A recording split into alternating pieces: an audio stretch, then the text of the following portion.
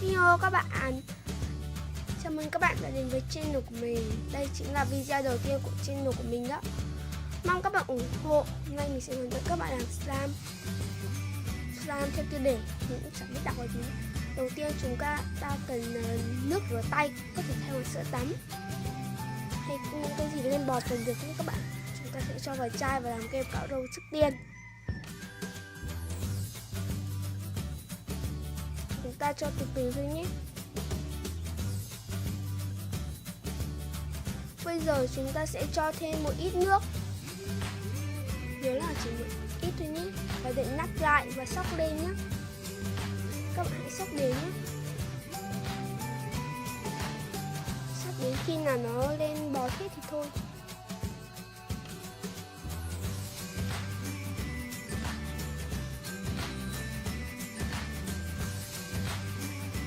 Đó, sau nửa thời sóc thì nó sẽ như thế nhé.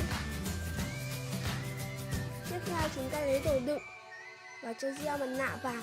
Các bạn có thể thay bằng hồ trong hay là cao sữa cũng được. Hay cái gel mặt nạ thì bằng hai cái đấy cũng được. Không nhất thiết phải gel mặt nạ luôn nhé. Sau đó chúng ta thêm nước.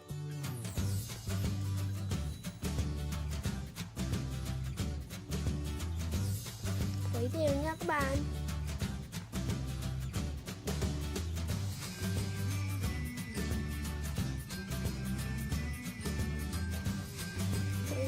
Tan hết tan cho hai thứ hỗn hợp hòa tan. Bây giờ chúng ta sẽ bỏ cái bọt này chúng ta mới sắc vào. Các bạn sẽ bóp hết vô nhé. Sau mình cái sóc đấy thành quả của mình đó.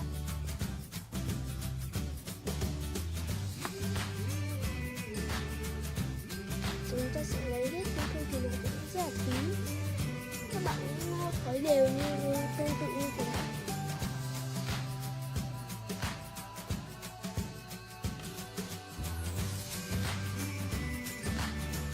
Các bạn phải khuấy thật đều nhé.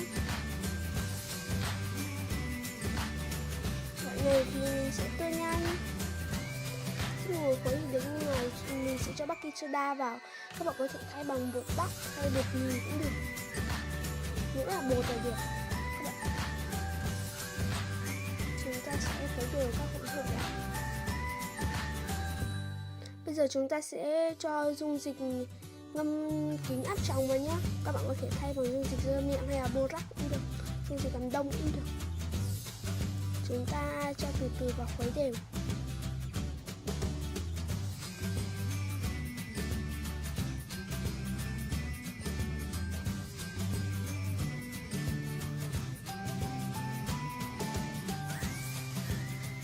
Mình sẽ cho tiếp nhé.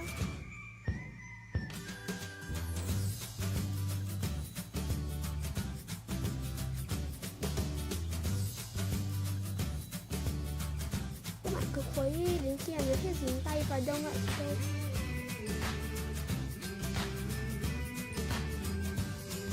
Giờ mình sẽ dùng tay để nhồi.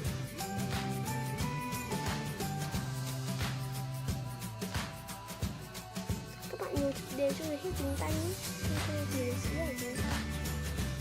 Đó, các bạn thấy rất là mịn luôn. Các bạn có thể thêm màu cũng được. Sau một hồi nhồi thì mình đã được thành quả như này. Nó là tưng, êm và rất là nhẹ luôn. Ít thì mình sẽ cho các bạn nghe tiếng của slime này, nó rất là to. Nhưng mà mình đã ghép nhạc vào nên là nó không có tiếng cho lắm. Nó không nghe thấy được tiếng slime. Nếu các bạn thấy hay thì hãy like, share, subscribe cho channel của mình. Đó, chơi rất là vui luôn các bạn. Tạm biệt các bạn, nhớ chia sẻ với mình nhé.